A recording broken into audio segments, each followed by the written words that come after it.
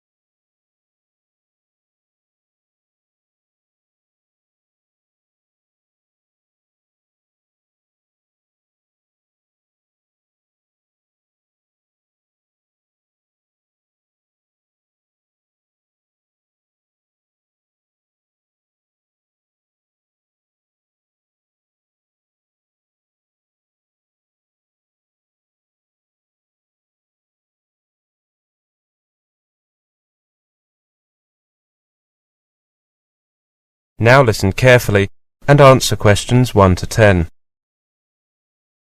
Good morning. Is that Copewell Insurance? I'd like to ask you a few questions about getting insurance. Certainly. What kind of insurance are you looking for? Well, I'm a student and I need comprehensive cover. You know, against theft, damage, legal problems. I see. Students are unfortunately attractive targets for thieves. Student accommodation is a particular target because it often contains several highly portable and valuable items such as laptops. We offer cover specially designed for the needs of students, covering students in several key areas. Oh, that sounds like it's exactly what I need. Please tell me more. Well, the first area we cover is room contents. We provide insurance cover for your belongings on a new-for-old basis, including desktop computers against theft, burst pipes, fire, vandalism, storm and flood. Does that also cover me if I live in university accommodation? Yes, it does. It also covers any shared areas in your accommodation and anything you leave in locked storage on campus at any time. Is there a limit on claims of this nature? Yes, there is.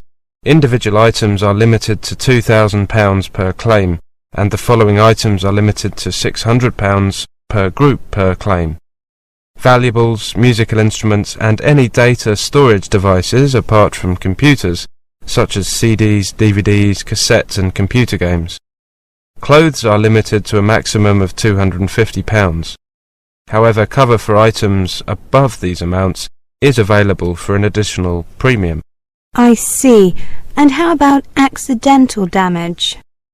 We cover contents against accidental damage occurring while they are in your rooms, and we cover replacement keys and locks up to £150 if you lose your keys. Does this cover items that I leave in my accommodation during holidays? Yes, it does, but the limit is lower, up to £3,000 in total, and there is only cover for up to 35 days. That is if the rooms are unoccupied continuously for 35 days. I understand. Am I also covered against theft whilst travelling? Yes, you are. I should also point out that your mobile phone is fully covered, and the insurance covers any airtime abuse by the thief up to £150. Great. What about legal and health problems? Your legal expenses are covered up to £50,000 for defending claims against you, for claiming against other people for damage or injury they cause you, and tenancy disputes. The last one is particularly useful for students. Course fees you have paid or are liable to pay in the academic year, up to £5,000 in total, are also covered. If as a result of your illness, death or accident, you have to leave your course early, or if a parent on whom you rely for financial support suffers illness or redundancy. That sounds very comprehensive indeed. Does the special introductory rate still apply? It says here that it's valid until the end of June. Yes, it's still valid. There have been no changes in the terms of the offer. Can I just mention that the following extra cover is automatically included free of charge in all our policies. Our 24-hour helpline, providing advice and counselling on health, drugs, debt, housing, legal and welfare matters, cover for your personal legal liability of up to £1 million, loss or damage to property on loan to you up to £500, loss or damage to your landlord's property up to £5,000, credit card theft up to £500, injury and damage to possessions by mugging or assault up to £5,000, and accidental death of a parent or guardian, £5,000. That's exactly what I'm looking for. A fully comprehensive package. I'll come to your office this afternoon. Should I come to see you personally, or...? You can ask for me. My name is Stevens. Right. My name is Shipton. Annie Shipton. Okay, I'll see you this afternoon. We normally close the office at 5, but I'll be here until 6 today. Thank you. I should make it before then. Goodbye. Goodbye. That is the end of section 1. You now have half a minute to check your answers.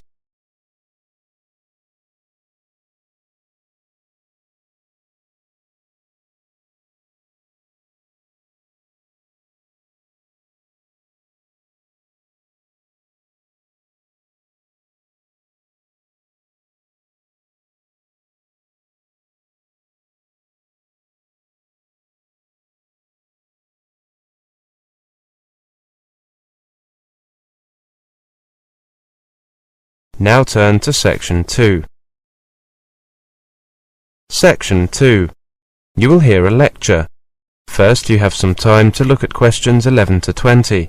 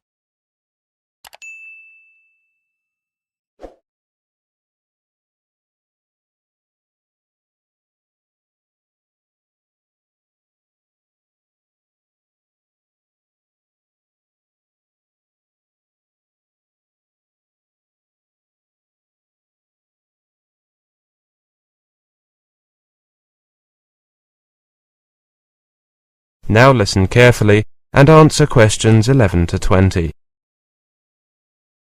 Welcome to the university. We consider ourselves to be one of the UK's most progressive and innovative universities. We pride ourselves on making a difference to our students, our staff, and to the businesses we work with.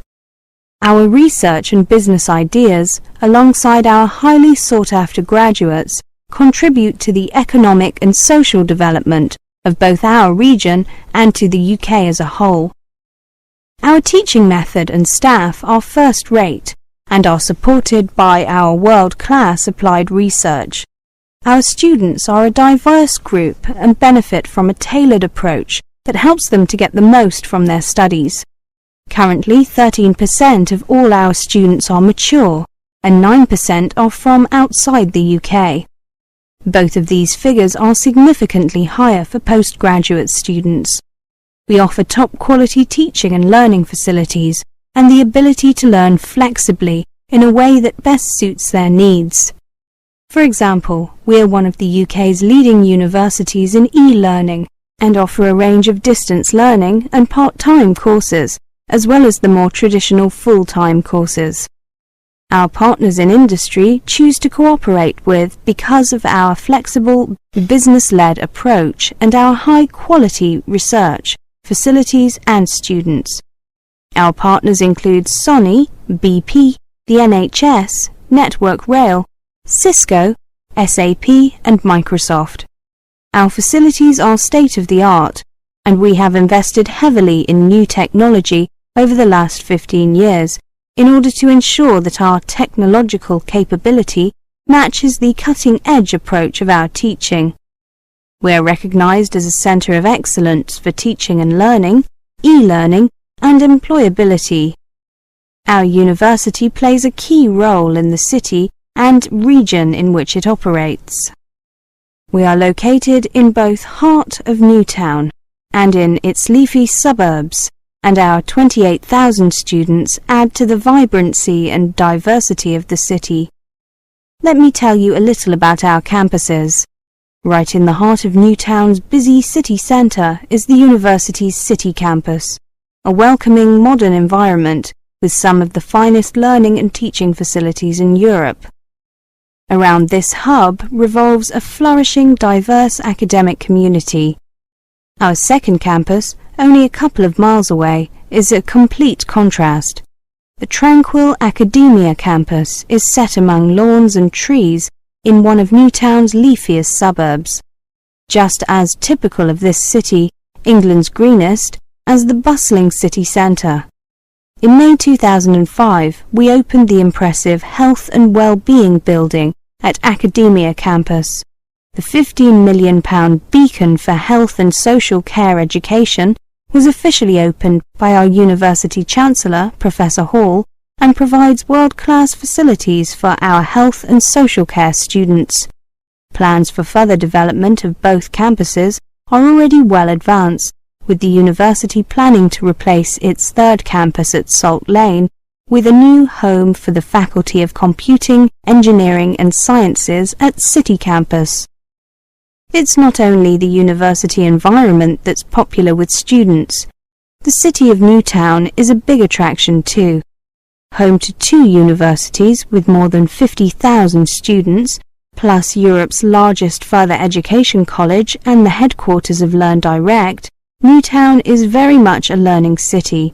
It's one of the country's most in-demand student destinations, and once they arrive, students enjoy the Newtown experience so much that a higher proportion stay on to live and work here than in any other city outside London. Now, with regard to accommodation, our accommodation services offer a friendly, free service to help you find the right place to live in Newtown. They have an office in the Student Union building, but they also have a website which provides details of all our catered and self-catered residences and a searchable private housing database. The university guarantees to offer all first-year students accommodation of a reasonable standard in university-owned accommodation or in the private sector. On the website, we have also tried to answer some of the most frequently asked questions and provide some useful help, advice and information on how to apply for accommodation. If you can't find the information you are looking for on our website, go into the office where our staff are happy to answer any questions you may have, or you can contact them by phone, fax or email.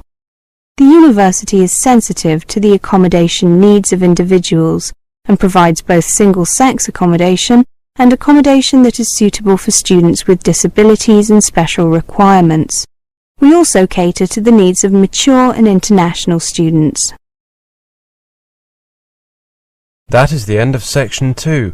You now have half a minute to check your answers.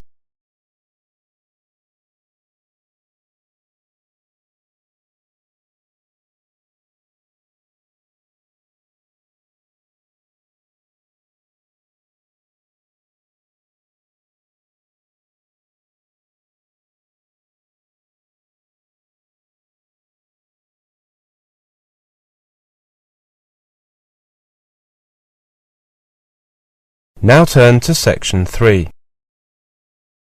Section 3. You will hear a conversation. First, you have some time to look at questions 21 to 30.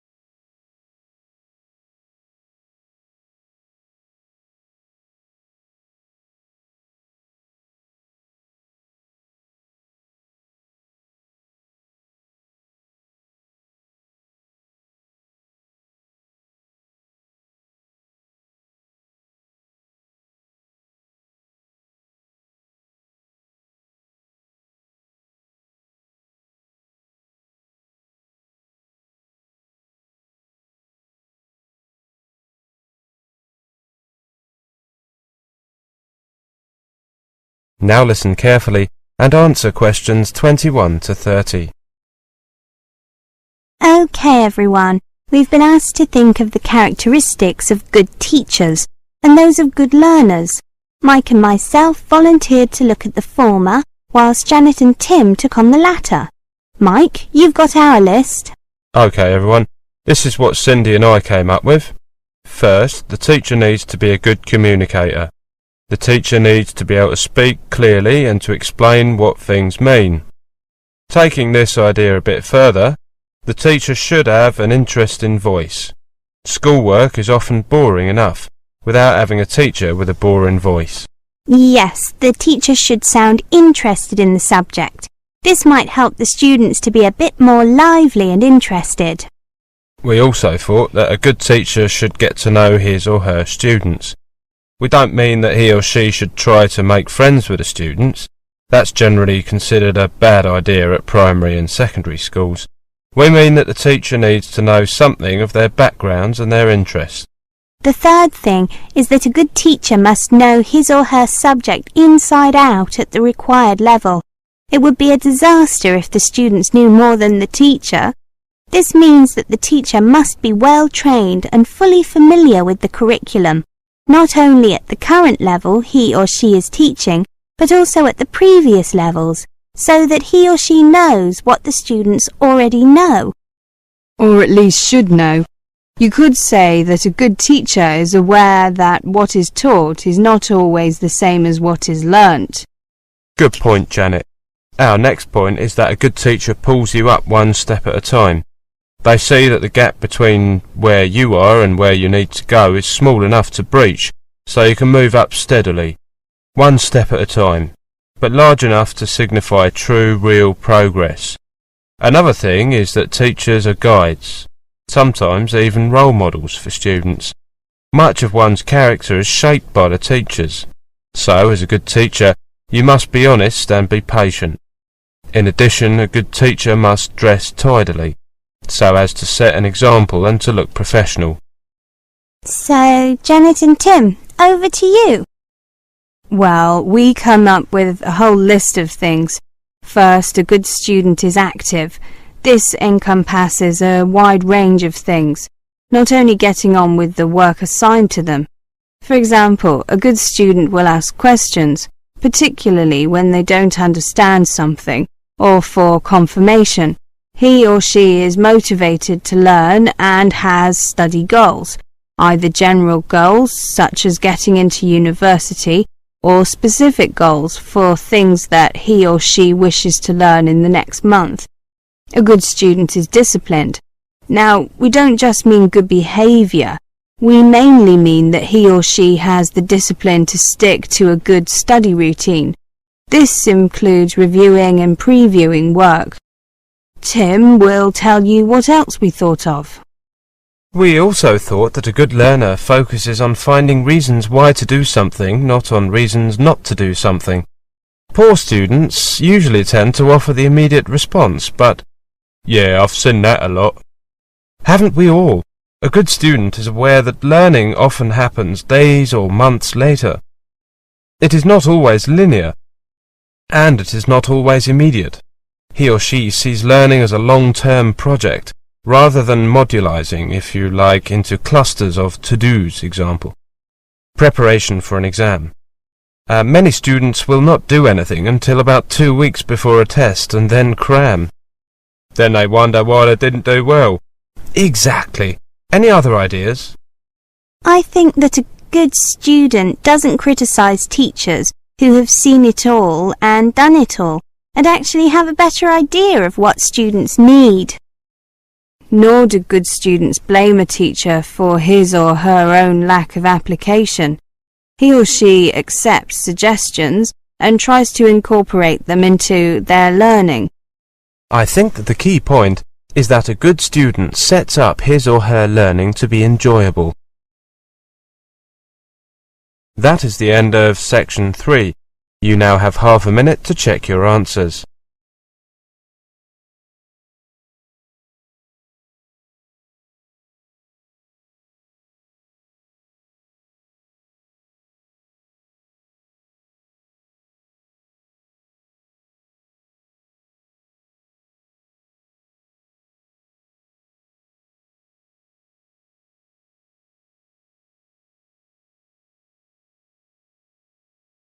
Now turn to Section 4.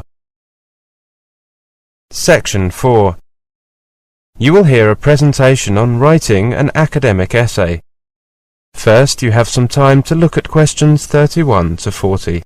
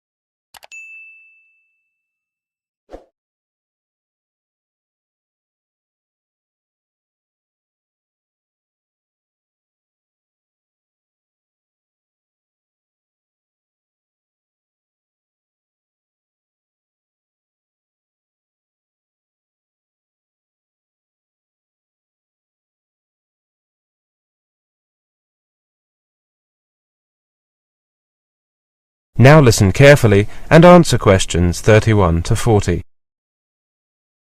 Welcome to this first presentation on writing an academic essay. A university essay can be thought of as an extended answer to a quite specific question that has been posed by your lecturer. A key consideration for lecturers when they mark students' work is whether the essay before them is relevant. That is, whether it does in fact provide an answer to the question being posed. For this reason, it is important when you prepare to work on an essay that you spend a reasonable amount of time reading and mulling over the essay topic so that you understand precisely what is being asked. This involves identifying and thinking about key words in the topic.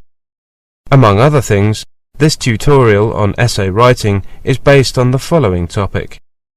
In the last 20 years, rates of divorce have risen significantly in Western countries. Critically analyze some of the different explanations given for this phenomenon.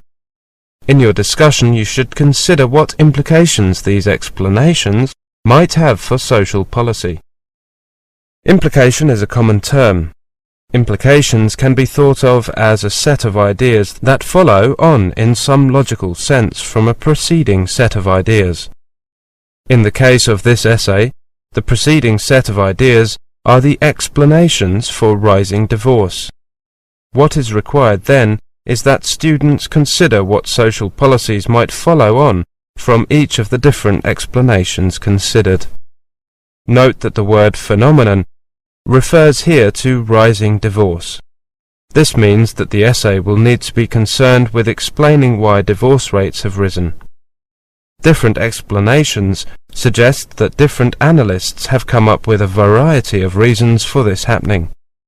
To critically analyze means to assess the value of some entity with respect to its strengths and weaknesses.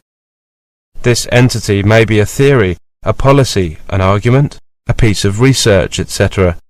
In the case of this essay topic, what needs to be evaluated are the different explanations given for rising divorce. This proposition is central to the essay topic. Clearly, the essay will need to be concerned in a general sense with the subject of rising divorce. It is also important to note those terms which limit the subject in some way. In this case, to a particular place, Western countries, and to a particular time, the last 20 years. I asked 3 different students, spent some time analyzing the divorce essay topic. On the following 3 slides, you can read each of their interpretations of the topic. After reading each, decide whether you think it is a reasonable interpretation of the topic. This slide shows student A's analysis. This essay topic is about divorce in Western countries. I would look in detail at statistics for divorce in various countries. I would then turn to the effects of divorce, as discussed by various sociologists. I would describe the effects divorce is thought to have on parents and on children. Then I would consider what social policy solutions there are for the problems arising from divorce. Student B wrote, "For this essay, I would focus on why rates of divorce have increased in Western countries. To answer this question, I would give my own critical explanation, focusing on what I know from experience are the reasons why couples choose to divorce. I would then interview a number of divorced people I know, asking them what the reasons were for the breakdown of their marriage. I would then consider current social policies relating to divorce and find out how well the people I interview have coped since they were divorced. And this slide tells us what student C wrote. This topic states that divorce has risen in Western countries. First, I would want to find out if this is the case by looking at statistics from a number of countries. Assuming that the proposition is true, I would then look at a variety of accounts given by sociologists for this increase. For each of these, I would consider how adequate an explanation it is. The topic seems to imply that rising divorce is a phenomenon that needs to be addressed by policymakers. I would then think about what sort of social policy positions might follow on from each explanation. Having read the three interpretations, in your opinion, which seems the most reasonable interpretation? Ah yes, I think you've got the answer. Of the three interpretations, student 3's would be closest to what is required. The student is proposing to comment on the adequacy of a range of sociological explanations for divorce, i.e., critical analysis, and then to consider what types of social policy would follow on from her explanations, i.e., implications. That is the end of section 4. You now have half a minute to check your answers.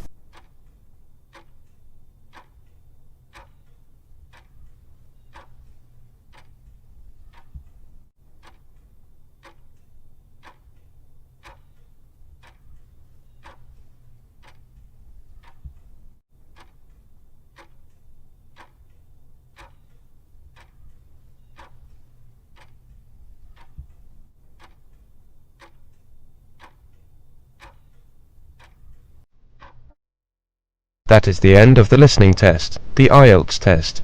You now have 10 minutes to transfer your answers to the listening answer sheet.